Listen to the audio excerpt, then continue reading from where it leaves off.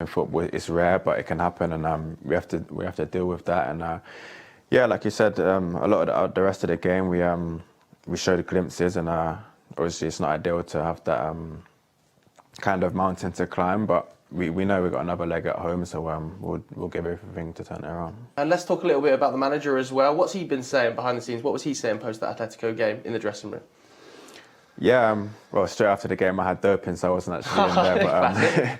But obviously now we've spoken since, and it's sort of the same really. It's hard to speak after this game with what happened at the start, but like I said, we got another game to go, which will give everything to turn it around. But yeah, we need to try to take positives as well. Like I said, we've been so good in the Champions League this year. We know we haven't been anywhere near good enough in the league, but the Champions League was something that we took pride in. So yeah, we still got another chance. So how do you go about changing this situation at the moment? You mentioned it there, something's got to change.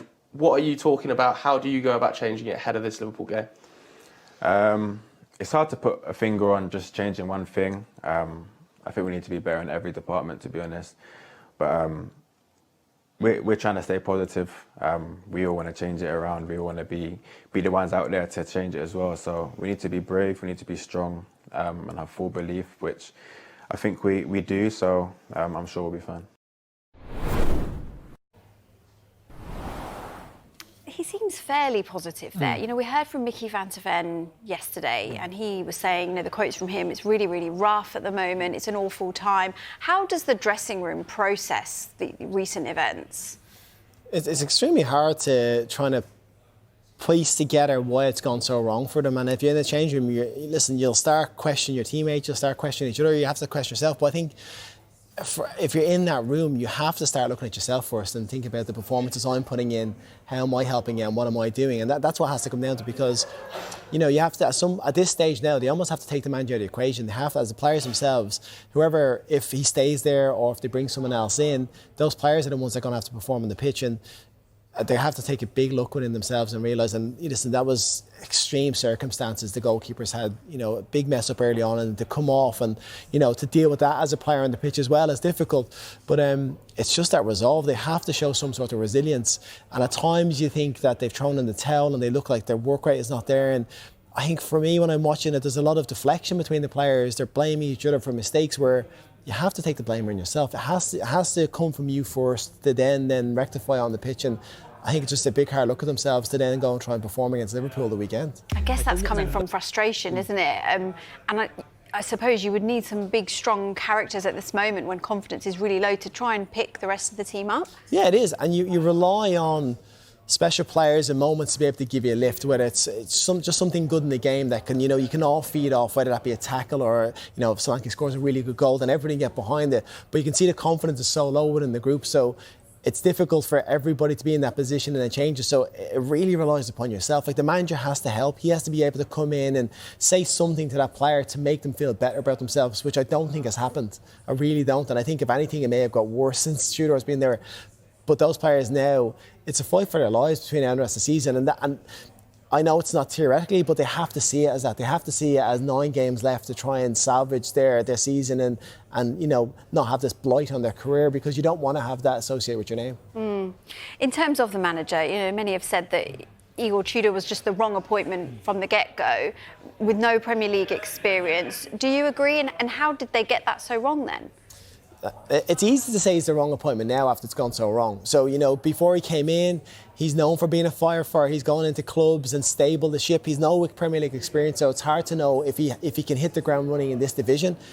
But from the credentials he had, you think, you know what, he comes in, he's a firm hand. Yeah, I think everybody on the outside felt like those players needed someone to come in and be really strict with them and just kind of tell them how it is.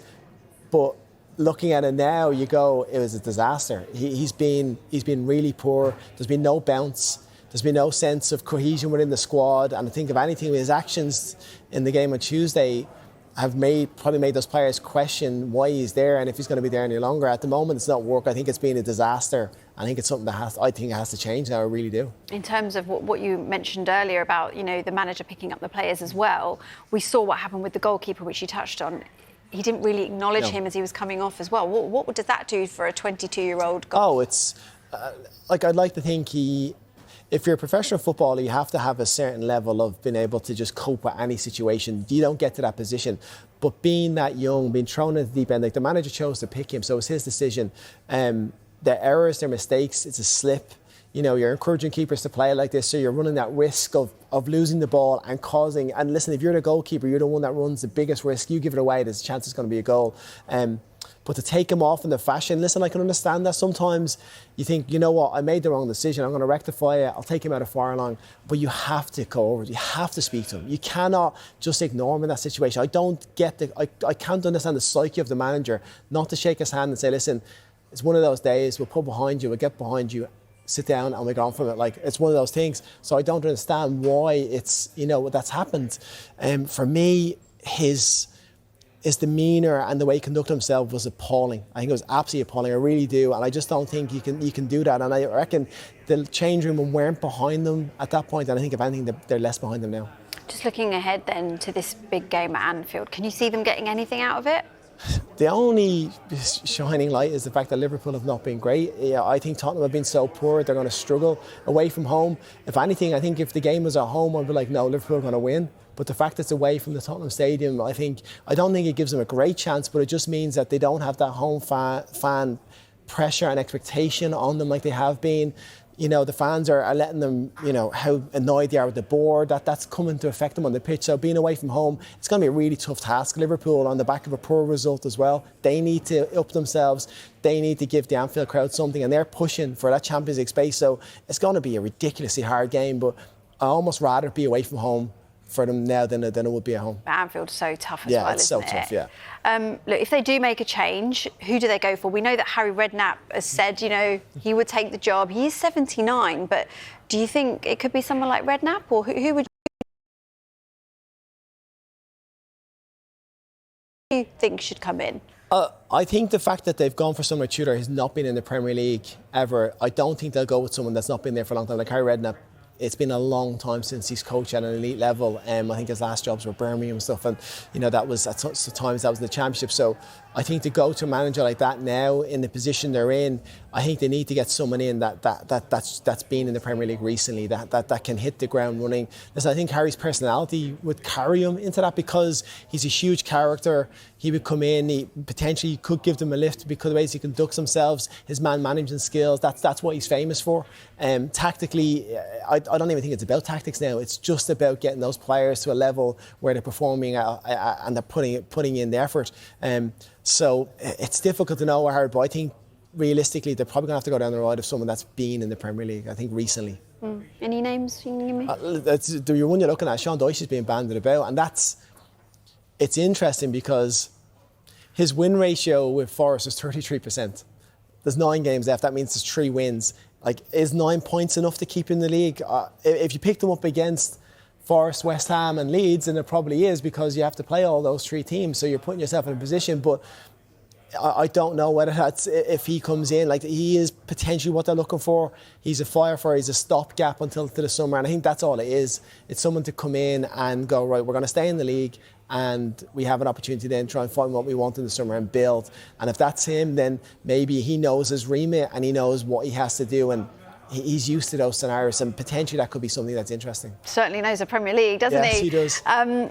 We talked about big players in the dressing room, potentially, you know, upping the confidence. In terms of on the pitch, which players do you think could make the difference to help them stay up? I think, for me, Van de Ven and Romero have to get back to the level they can play at. That's key. I've met Van de Ven, and I'm such a huge fan of his on and off the pitch, and I've just been so disappointed in the level he's played at of late, because you know what he can do, and when those two are solid, when those two have that partnership that they've shown at times, the rest of the team can build off that, and I think that's what they have to do, to stop the rot, stop conceding the goals the way they've done, and for them to be leading the line by example, not by making rash decisions, making rash challenges, like keeping their cool. That would be hugely important for them. And then the likes of Solanke coming into the side, scoring goals, you know, in attack. I think Xavi Simons, he's looked bright since he's been there. Just the team has been lacking so much confidence. That a player like him hasn't had the ability to thrive. But I think it's key that those defensive players get back on side and get back to the levels they can play at for them to stay in it. Okay. Jamie's misfortune. Jamie O'Hara was not a happy man on the show yesterday after Tottenham's 5-2 defeat to Atletico Madrid and the subsequent news that Igor Tudor looks set to be at the club still for the Super Sunday clash with Liverpool. Right, Charlie, were you as shocked as Jamie to hear that Tudor was staying? No, I just feel like it's an overreaction of the performance that happened the night before. Obviously, it wasn't very good. And since he's come in, they haven't changed and they're still in that losing rut and they don't show any direction. But are they going to be a business that just keeps sacking managers? Are they going to try and stick with them till the end? But the question is... They've stuck with Thomas Frank for a long time. Exactly. So that's not in their kind of remit, is it, to sack managers? So maybe they're going to give him a bit more time. He'll got the Liverpool at the weekend, then Atletico Madrid, and when is the best? Then it's Forest at home. Yeah, but you can go all the way through the fixtures, can't you? Of what Tottenham got left, and be like, well, they haven't got an easy one coming up, but the decisive one is the Nottingham Forest game. That's the big one coming up, and if they lose to that one, but even after then, Sunderland to go to Sunderland, then they've got tough games coming up from now till the end of the season. There's winnable ones there, though, Charlie. Yeah, no, that's what I'm saying. There's definitely winnable ones, but they need to get off this losing rut that they're on, and he needs to be given time, I guess. But from a Tottenham fan and from Jamie's point of view, he doesn't see any way out. So you would keep him for now, but not necessarily till the end of the season, regardless. But I feel like they're in this moment now that it's not in their remit to get rid of their managers as quickly as they did, because not only that are they getting rid of him, then who's the person that appoints him? There's got to be a domino effect. Who's put their hand up, put their head up above the water and said, Igor Tudor's the main man, because there's going to be a couple of P45s going about if he's to go. In terms of the people who appointed him in the first place, which I suppose is a problem they can't sort in the short term, but the head coach they can sort. If he was to go, who's the right manager to keep them up from now? I don't know. We keep going on about these people. Every club that's in these situations only someone from within and someone that knows the football club and lift morale, and all the names go around. But does this show it? Tim Sherwood would go in there, Glenn Hoddle, Harry Redknapp, you'd get anyone in there to try and help him. But ultimately... 20 years since Glenn Hoddle managed a club and it was in the Championship. In the Championship, yeah, well... 20 years. No, that's what I'm saying, but that's the names that's getting thrown about. Sorry, I thought you were No, that's the names getting thrown about. Well, how about you look at, for the last 2 seasons, Tottenham Hotspur have been poor.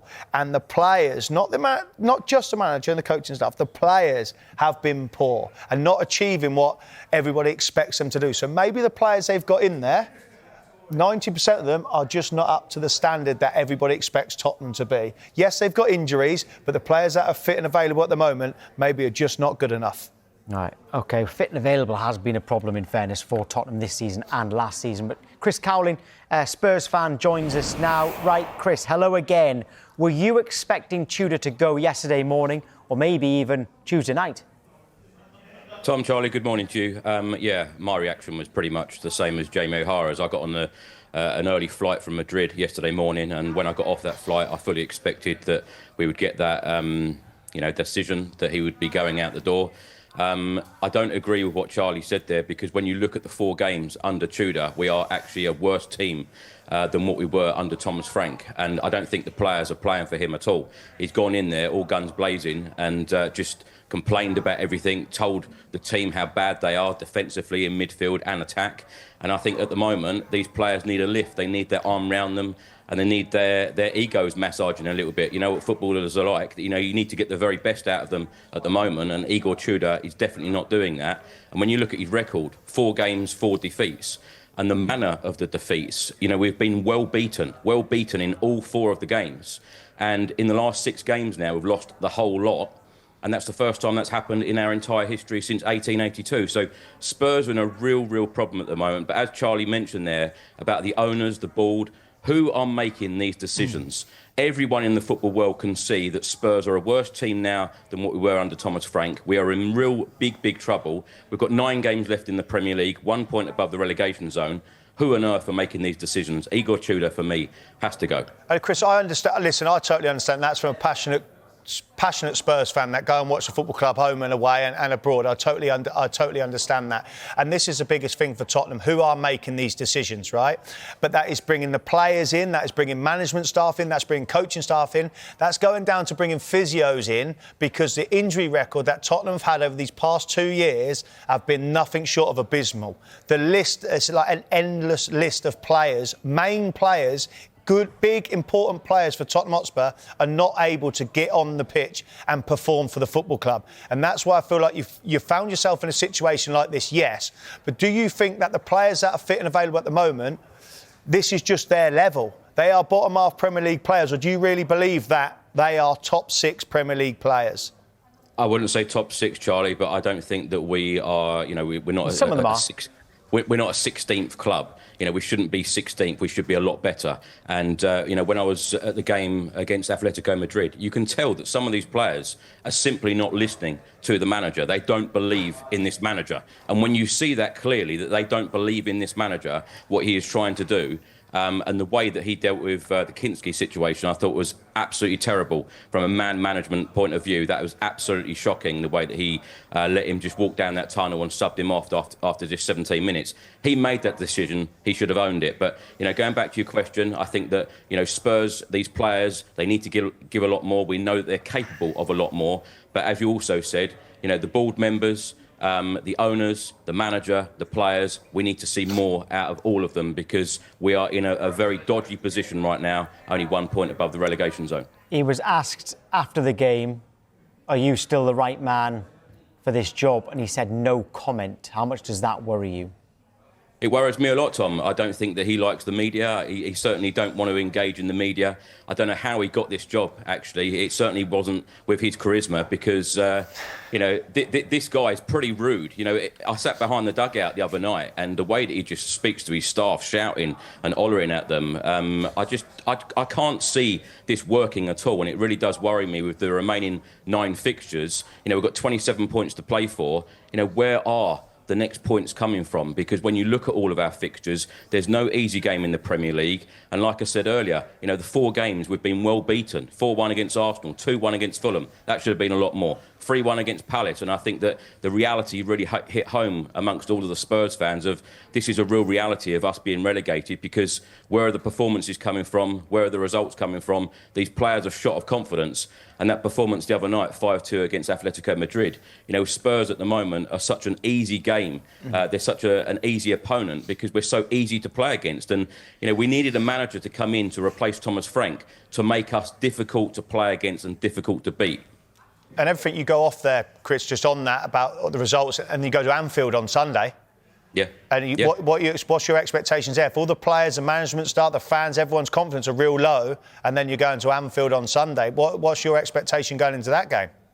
Charlie, I'm sure that you had difficult times at Anfield as well when you played. But, Spurs have won twice there at Anfield in the last 40 years, twice in Premier League history. We know that that's a very, very difficult place to go. Of course, no Van der Ven either. And, Spurs are going to have a difficult time at Anfield. And, I'm not looking forward to it, to be honest. Well, let's go through these fixtures then, because you were saying you don't know where your next points are going to come from. All right, I know you've said it's tough against Liverpool. Go through those Premier League games and tell us what you're going to do in each one, win, lose or draws. Well, the thing is, Tom, it's very difficult to predict, because we don't know what Spurs are going to turn up, and what the Spurs team we've seen so far in these performances under Tudor haven't been good enough. But if we lose at Anfield on Sunday, do you really want a manager going into that Nottingham Forest game, that such crunch game at the Tottenham Hotspur Stadium? Tudor, 5 games, 5 defeats. Do you really have confidence that Tudor is going to go into that Nottingham Forest game and get a result? I don't. No, but Chris, and I tell you what, the Spurs fans don't have any confidence in him. No, Chris, but picking up on where you couldn't go through them fixtures, etc., and you say you don't know what Spurs team's going to turn up. When was the last time Spurs played a solid 90 minutes, or when did they play a back-to-back good performances? How long are we going back now? Because I feel like we've had this conversation for like 2 years over Tottenham Hotspur. Yeah, that's a very good conversation. And who appointed Thomas Frank? Why did they think that Thomas Frank was the right man? And most importantly... I did think he was the right man, by the way. I can't rewrite history. I thought Thomas Frank was perfect. It just hasn't worked out. So I don't think that was a ridiculous appointment. Okay, but most importantly, Tom, why on earth give him all of that time? You know, you could see clearly it wasn't working. You could see clearly that we weren't going in the right direction. They should have made that sacking a lot. Would you prefer to still have him now than Igor Tudor? Thomas Frank had to go. But Would you Igor prefer to Tudor, have Ange still in charge, Chris?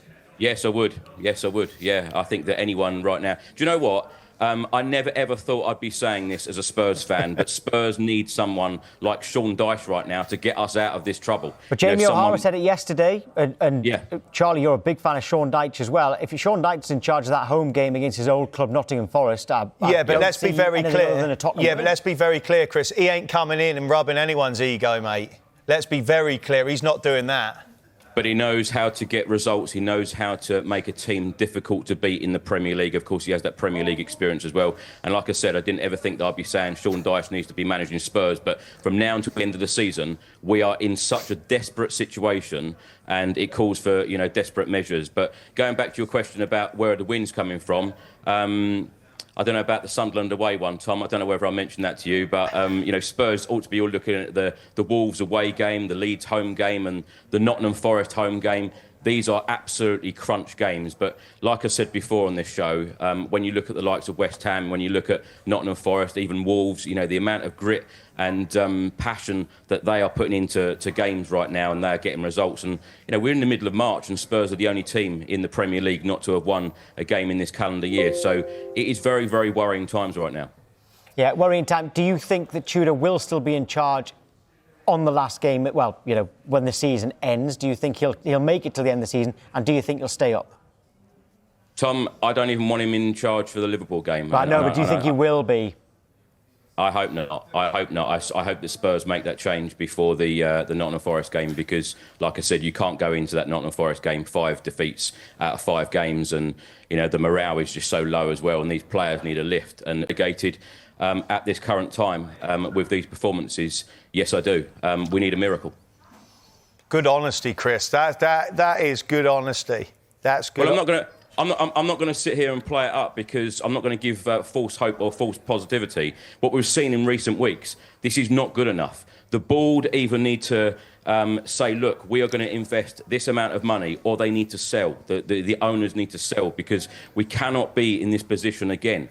You know, yes, 22 league defeats last year. Yes, we won the Europa League last season. It turned out to be a success by winning the Europa League. But the league form was not good enough at all. And we have gone round in circles with so many different managers. Surely the board and the owners have to realise, look, we can't be in this position either. You know, being so close to relegation and being in this position, it's awful. It's awful as a Spurs fan right now. We're all having sleepless nights. Yeah, Tottenham fans really not happy at the moment. Chris, appreciate your time. Thanks, Chris. Thank you.